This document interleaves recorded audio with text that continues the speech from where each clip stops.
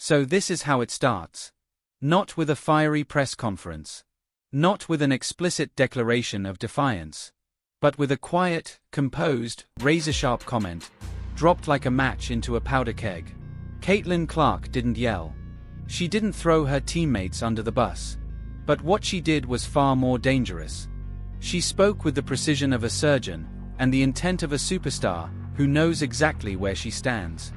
Yeah, I mean, it'll be nice probably not to have to bring the ball up, but like I said, that's what I'm best at. That wasn't a casual response. That was a warning. A chess move disguised as a soundbite. Clark didn't flinch. She drew a line in the sand, and in that moment, the entire Indiana Fever organization was put on notice.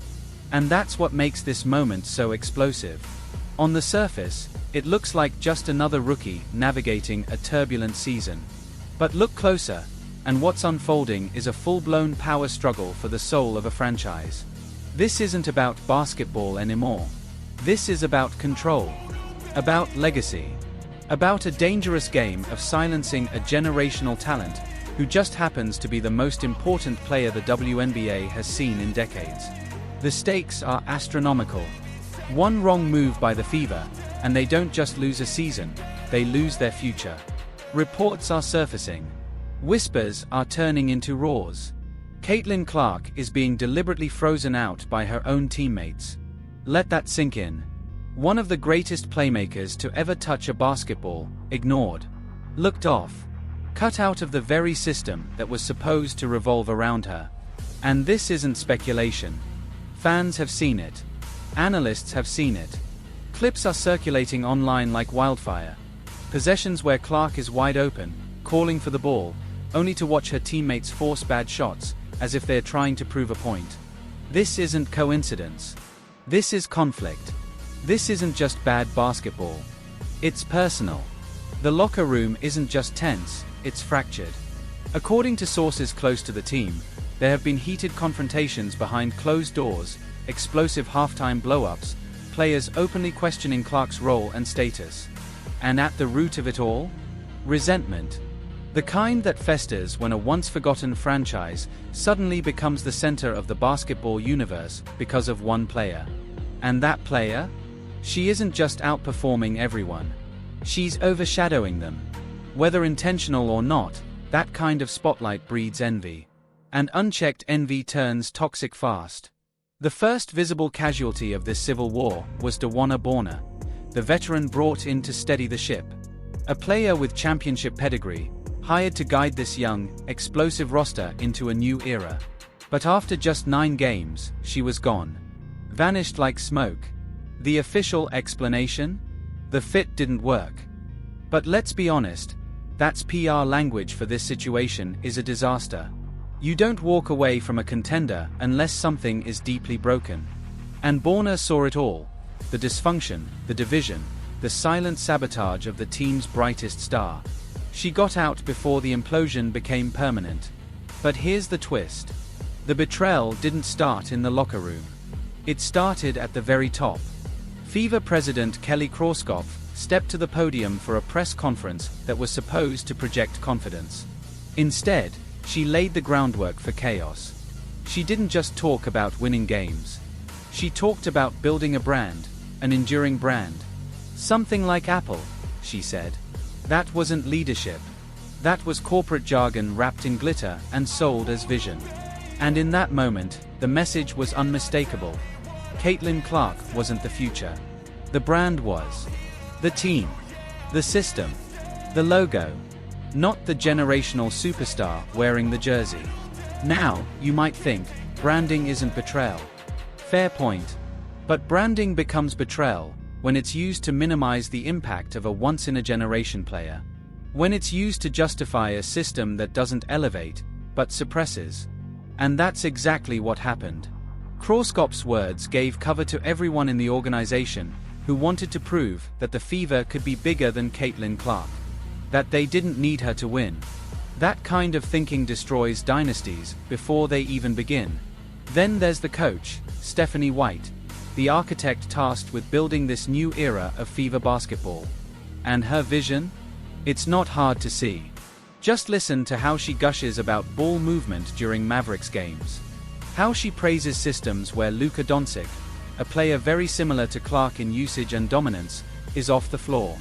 The ball is moving. Multiple players are involved. You can hear it. The admiration. The preference. A style of basketball that is everything Caitlin Clark is not. Now, we're not saying White is a bad coach. But she is the wrong coach for this team, right now. You don't hire a coach who worships balance, distribution, and equality of touches, then expect her to fully unleash a heliocentric juggernaut like Clark. That's not strategy. That's sabotage. And whether intentional or not, the results speak for themselves. A system designed to spread the ball around. A system built to avoid centering one player. A system that will never allow Clark to become what she's destined to be. And Clark sees it.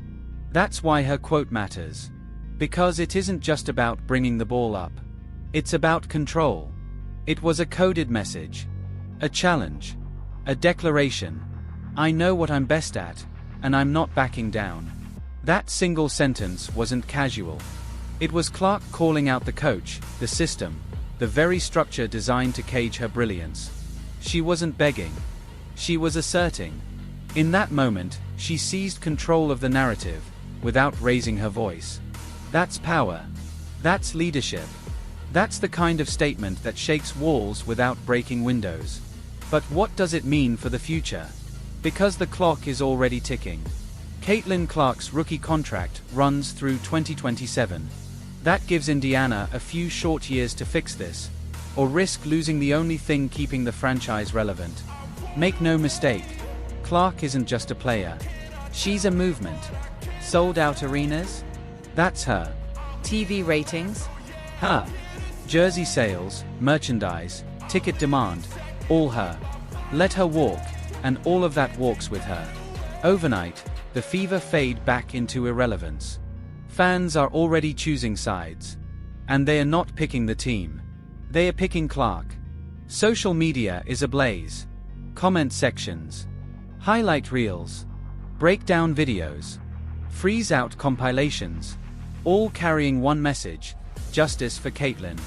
If the Fever front office doesn't feel that pressure, they are either delusional or deaf. This is no longer about basketball decisions. This is about keeping the only star that matters. And if they fail, they don't just lose a player. They lose a generation. So what happens now? Does Stephanie White adjust her system? Does the front office change its tone? Or are we barreling toward an inevitable showdown where Clark, tired of being sidelined, demands more than touches? She demands direction? That's the million-dollar question. And every game, every possession, every eye roll from a teammate who ignores her on the court pushes us closer to that breaking point. Because when that breaking point hits, it won't arrive quietly. It will be seismic. Visible on the court. Audible in post-game interviews. Explosive across every WNBA headline in the country. It will be Caitlin Clark. Not as the polite rookie or the respectful franchise face, but as the assertive leader, fully stepping into her power. Because you can only ask someone to dim their light for so long before they decide they are done playing small. And when that moment comes, the question won't be how it happened. It'll be why no one stopped it. Why no one listened when Clark subtly said, "That's what I'm best at." Because she wasn't just talking about basketball. She was talking about being the engine. The core. The sun everything should orbit around. And this is where Indiana risks everything. This is no longer theoretical. The writing is on the wall, and it's written in bold. Caitlin Clark isn't just good. She's transcendent. She's not just bringing attention to the team. She's changing the entire landscape of women's sports. And instead of building around that, they are fighting it. Testing her patience. Forcing her into a system that dilutes her impact. It's like buying a Ferrari and using it for grocery runs in traffic. Sure, it'll move, but that's not what it was made for. And eventually, that engine roars back. But here's the scariest part for Indiana. Clark doesn't need the Fever. The Fever need her. She has options. Cities ready to build franchises around her. Brands willing to triple their investment. Teammates who would embrace her leadership instead of resenting it.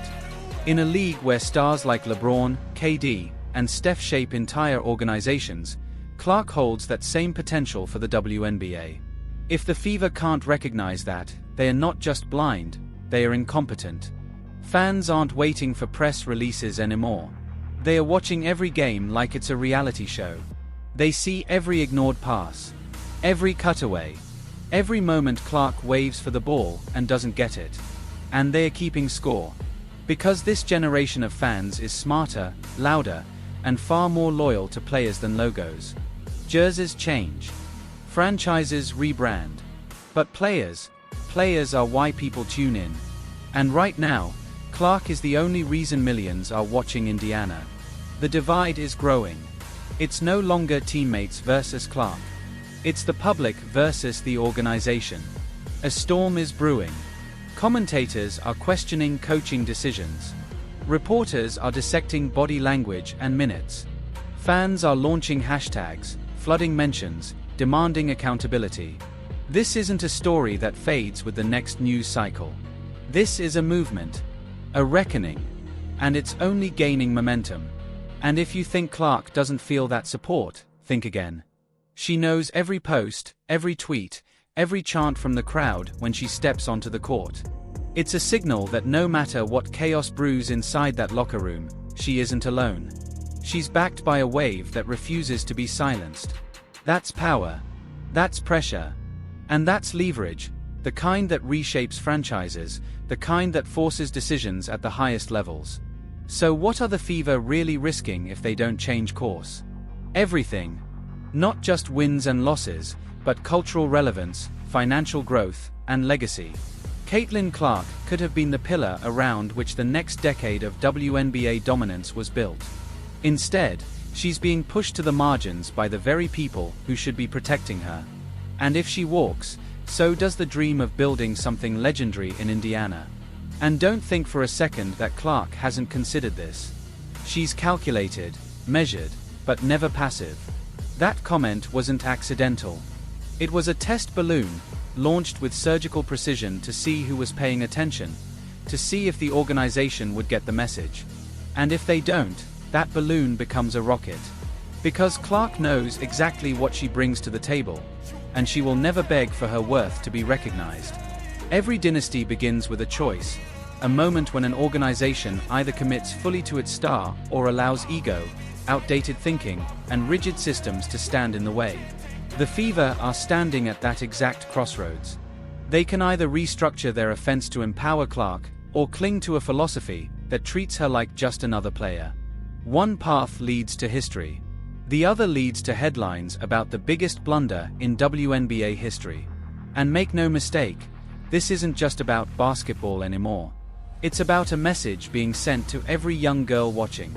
That even when you're the best, they'll try to silence you. That being elite can still get you frozen out if you're too bright, too bold, too transformative. That message is poison. And Clark is standing against it. Not just for herself, but for everyone watching, wondering if there's truly a place for them in this game. That's why this story matters. Why every ignored possession becomes symbolic. Why every moment she asserts herself becomes a rallying cry. This isn't one team's drama. This is about the direction of the league itself.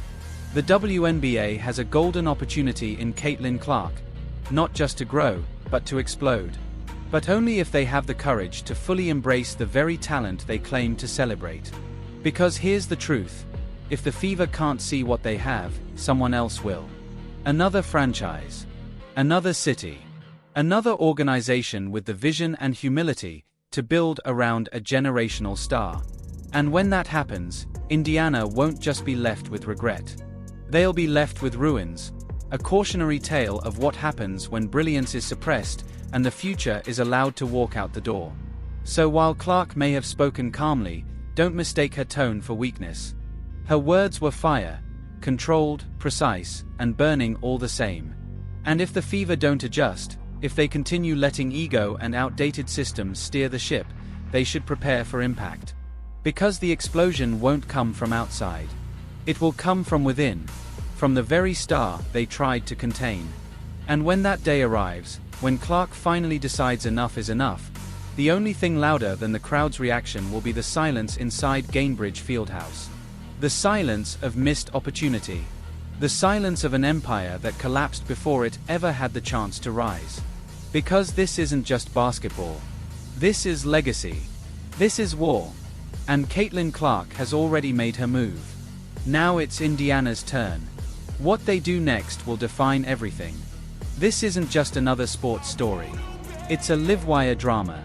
A cautionary tale unfolding in real time. And if the Fever think they can ride this out, they are wrong. The fans won't forget. The analysts won't ignore it. And Clark won't stay quiet. Not anymore. That silence you heard?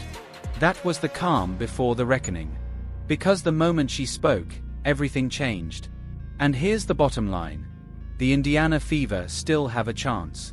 But it will require humility. A complete realignment of vision. And true leadership. This franchise has one shot. One, to build around the most exciting talent in modern basketball. If they waste it, the WNBA will never forget. And neither will the fans who turned Caitlin Clark into a phenomenon. This is the crossroads. On one side, redemption, legacy, dynasty. On the other, collapse, regret, and a public implosion that will haunt Indiana for decades. The clock is ticking. The pieces are in place. And the next move isn't Caitlin's.